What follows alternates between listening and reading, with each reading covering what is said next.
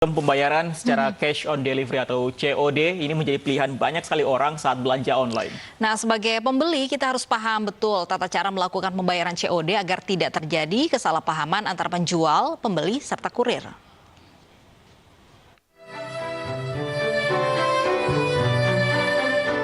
Langkah pertama adalah pilih barang yang diinginkan di situs penjualan online.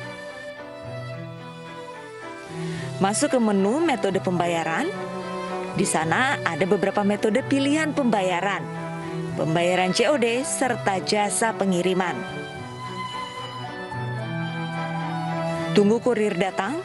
Bayar pesanan serta ongkos kirim di alamat pengiriman sesuai alamat yang sudah Anda masukkan.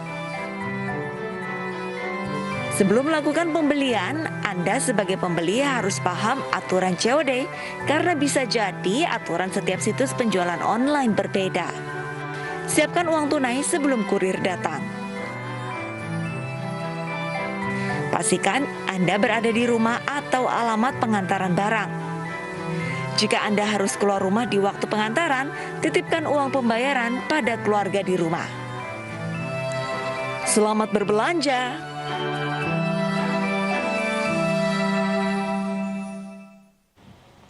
Apa saja ketentuan jual beli secara cash on delivery dan apa yang harus dipahami oleh konsumen? Sudah bergabung bersama kami ada pengamat konsumen dan pemasaran, ada Pak Yuswo Hadi. Selamat siang Pak Yuswo Hadi. Selamat siang Mbak Lofi. Baik Pak Yuswo Hadi, ini kita lihat kasus ini yang marak, ini ada kesalahpahaman antara konsumen dan juga penjual begitu. Nah ini kalau melihat kasus yang marak ini sebenarnya harus ditinjau ulang ini sistem cash on delivery-nya atau memang harus ada edukasi yang lebih untuk konsumen sendiri? Gini, ini sistem COD ini saya bilang semuanya di area abu-abu Mbak ya. Jadi ada 4 pemain sebenarnya di dalam sistem ini. Yang pertama adalah buyer, seller yang pertama. Terus kemudian adalah marketplace atau toko online-nya. Terus kemudian yang ketiga adalah ekspedisi atau kurir. Dan yang terakhir adalah customer. Ada 4 pihak ini yang bermain. Tetapi karena tidak ada satu aturan yang jelas, semua serba abu-abu, maka masing-masing membuat aturan. Ya, aturannya pembeli ada sendiri, aturannya marketplace ada sendiri. Terus kemudian ekspedisi kebanyakan mengikut, tapi ekspedisi yang besar juga punya aturan karena dia juga ada potensi dirugikan ketika bolak-balik misalnya.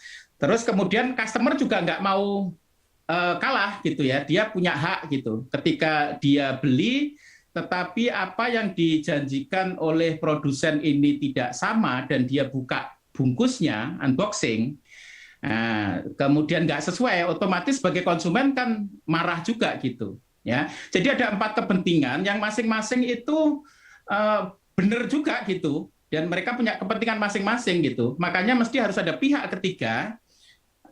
Dalam hal ini adalah pemerintah untuk memperjelas aturan mengenai COD ini, harus ada ketentuannya dan ketentuan itu harus dikomunikasikan ke semua pihak sehingga semua orang punya persepsi yang sama mengenai COD itu apa gitu sampai ke detail-detail. Ya, contohnya misalnya waktu buka barang, kalau kita di toko real ya, kalau di toko real itu kan kita buka barang kan bisa. Ya, walaupun buka barang yang bungkusnya ya sifatnya ya, dan kita tahu bagus baru kita beli. Tetapi dalam konteks perdagangan online nggak bisa karena barangnya sudah dikirim kan. Dan ketika dalam kasus ibu-ibu ya, ini yang tampil di layar ini, ketika dia buka bungkusnya ya, sebelum buka kan dia nggak ngerti kualitasnya, speknya sama nggak. Tapi begitu dibuka nggak sesuai, berhak dong dia marah gitu. Jadi ibu ini sebenarnya juga nggak bisa disalahkan, cuman dia marahnya ke kurir ini berlebihannya itu mungkin nggak proper juga ya, tapi haknya konsumen juga ketika dia belum buka barangnya dan kemudian nggak sesuai, dia komplain kepada pembeli, itu hak konsumen gitu. Apa? Nah, itu sekali lagi ya. Baik Pak Yus, dari sisi konsumen di tengah aturan yang masih abu-abu ini, apa yang sebaiknya dilakukan oleh konsumen ketika menemukan barang sudah tiba di tangannya ternyata tidak sesuai dengan yang dideskripsikan oleh penjual? Kalau dari sisi konsumen harusnya konsumen itu berhak karena kita membeli ya, dia nggak berhak bayar ketika dia mendapatkan barang yang tidak sama dengan dengan yang dijanjikan oleh produsen. Kan wajar kan? Yang ini kalau di perdagangan fisik itu nggak masalah. Karena kita kan langsung ketemu kan dengan penjualnya. Nah, menariknya di sini, mohon maaf saya potong Pak Yus, menariknya di sini, ketika barang tersebut tidak sesuai ternyata. Nah, apa yang kemudian harus dilakukan oleh kurir? Apakah mengambil kembali barang tersebut, membawa ke kantornya, atau bagaimana sebenarnya? Makanya ini nggak bisa kita satu persatu gitu, ya nggak bisa ini kewajiban ini dilakukan oleh kurir atau marketplace atau customer atau si buyer gitu. Jadi harus ada common rule, ada aturan bersama yang itu ditetapkan. Ini juga nggak bisa yang menetapkan marketplace. Aturannya marketplace pasti akan cenderung menguntungkan marketplace. Aturannya buyer akan kecenderungan menguntungkan buyer. Ya, terus kemauan konsumen otomatis akan melihat kepentingan konsumen. Jadi mesti harus ada yang merangkai ini semua. Yang ini punya pemerintah ditetapkan yang namanya COD itu adalah sistemnya kayak begini. Dan kemudian dikomunikasikan, nggak cuma dibikin, tapi dikomunikasikan. Sehingga konsumen tahu, marketplace tahu, kemudian si buyer tahu, sehingga semua jadi, prosesnya gini jelas gitu. Jadi kalau dia melanggar kejelasan itu berarti ya dia harus memaklumi gitu. Tapi Pak Yus, tadi Anda bilang harus ada keikutsertaan pemerintah begitu, pemerataan bagaimana sih sistem cash on delivery ini begitu.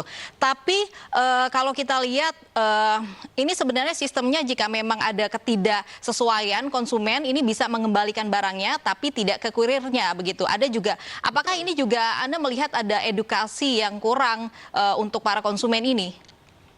Karena yang diedukasi masih belum jelas. Yang diedukasi apa? Apakah aturannya marketplace, atau aturannya buyer, atau aturannya ekspedisi gitu. Ini yang saya bilang tadi mesti harus disatukan.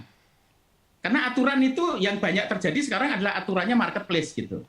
Tapi marketplace misalnya bikin aturan, barang harus dibayar setelah ketika itu dibuka, gitu kan? Kan logikanya bagi marketplace kan ketika dibuka harusnya bayar gitu. Tetapi konsumen kan sebelum buka, dia kan nggak ngerti apakah speknya itu sama atau enggak gitu. Dia baru tahu setelah dibuka gitu. Nah, ketika dibuka nggak sesuai, sebagai konsumen ya kita mesti menuntut. Ada ketidakadilan untuk konsumen? Dari sisi itu iya. Dari sisi itu iya. Nggak ada aturan yang jelas. Tapi kalau sudah ada aturannya bahwa ketika buka ya apapun kualitasnya harus bayar. Nah, kalau ada aturan gitu dan itu harus dipatuhi, maka konsumen mesti harus, kalau dia nggak mau bayar, berarti dia nggak akan ngambil sistem COD, dia akan ngambil sistem yang lain gitu. Intinya kita akan tunggu nantinya apakah nanti akan ada kebijakan yang lebih jelas lagi dari pemerintah terkait dengan aturan dalam marketplace ini. Terima kasih informasinya bersama kami Pak Yus, selamat siang.